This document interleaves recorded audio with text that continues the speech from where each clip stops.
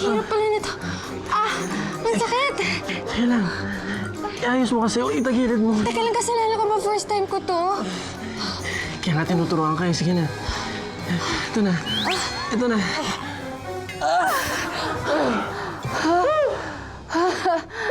Ang hirap pala nito. Nakakahingal pala ito, nakakapawis. Pawisan ka talaga, no? Anong gusto mong gawin next? Late na ata eh. Baka hinahanap na ako ni Kuya.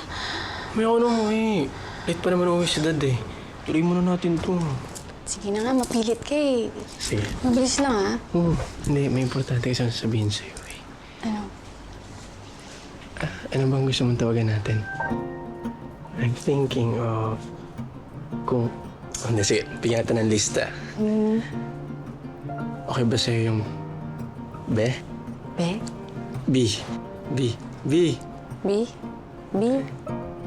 Bebe ko? Bebe ko? Ah. Parang... Wala ka bang mas bago, mas modern, mas... Alam mo yun, parang...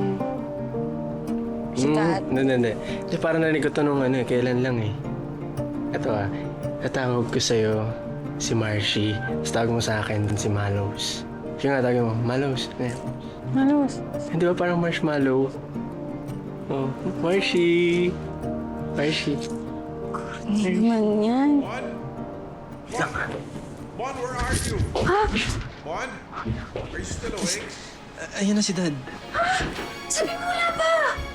Ano mo? Ano gagawin natin?